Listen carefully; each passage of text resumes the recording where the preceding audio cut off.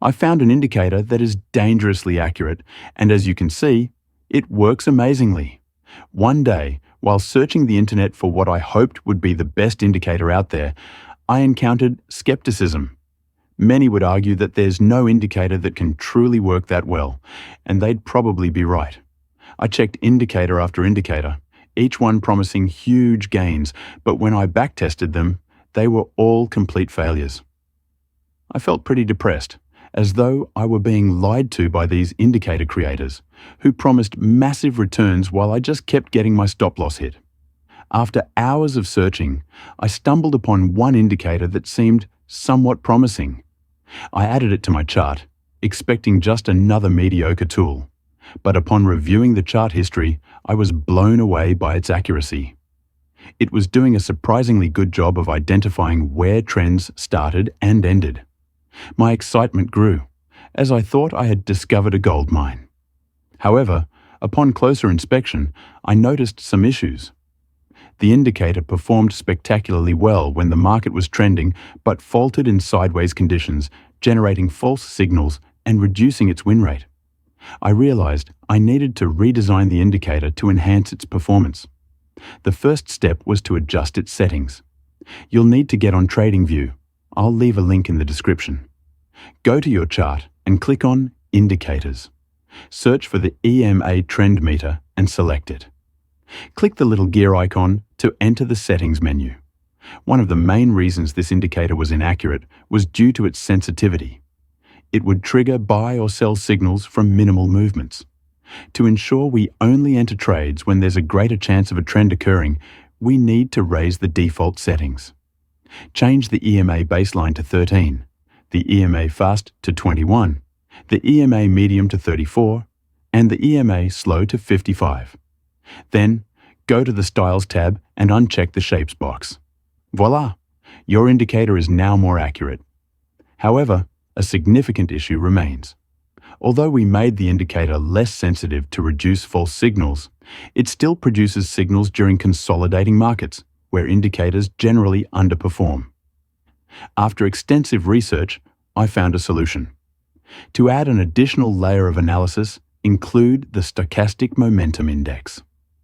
Look for the one by Surgeth, and once you have it on your chart, access its settings and change the color of the stochastic line to white, increasing its opacity.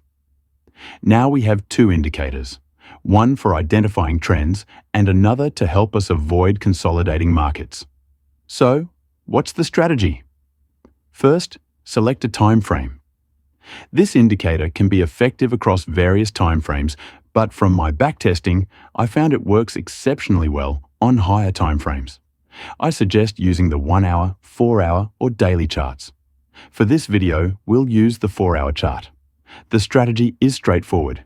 If you're interested in entering a long trade, ensure all 3 lines of the EMA trend meter are green. If 2 lines are green and 1 is red, do not enter the trade. All 3 lines must be green to proceed. Just using this strategy alone on a higher time frame will yield great results. For instance, in an area where the indicators show green, the chart trends upward. Conversely, if the indicator is red, the chart trends downward. This approach works remarkably well. However, in true trading fashion, we can enhance it further. Now, for the second indicator, ensure that the white line dips below the bottom blue line to confirm market volatility and a potential pullback. Next, to confirm bullish momentum, the white line must cross above the red line. With this combination, we can enter a trade. Let's walk through a trade example. Start on the 4-hour time frame. Wait for the trend meter to show all lines in green. Then, observe the second indicator dip below the blue line. Next, wait for the white line to cross above the red line. Once these conditions are met, double-check the trend meter to ensure all lines remain green before entering the trade. At this point, you can personalize your strategy regarding take profit and stop-loss levels. I've found that combining these indicators with fair value gaps, order blocks, and liquidity zones works exceptionally well. These are advanced topics I won't cover in this video, but I've created multiple videos on them, so check those out if you're unfamiliar. If you are familiar, great, you can apply that knowledge to this indicator. An alternate, simpler method is to enter trades by setting your stop loss below the recent low and your take profit at a 2-to-1 risk-to-reward ratio. Let the price play out, and voila, you have a winning trade. Now, let's go over a short trade example. First, ensure all 3 lines of the trend meter are red. Next, confirm that the white line of the stochastic momentum index is above the top blue line.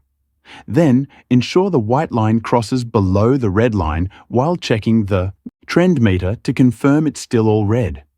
Enter the short trade, placing your stop loss above the recent high and setting your take profit at a 2-to-1 risk-to-reward ratio. Boom! Another easy winning trade. How can we increase the accuracy of this strategy? This part is optional, but incorporating it into your strategy increased my win rate by 9%. While it may seem small, this can translate into significant gains over time. The majority of losing trades from this indicator occurred in consolidating markets, so if we can avoid those trades, the indicator will perform exceptionally well. Trade, setting your stop loss below the recent low and your take profit at a 2-to-1 ratio. This strategy works exceptionally well, and I'm proud to have discovered it. Give it a try and let me know how it performs for you. Thanks for watching, and I'll see you next time.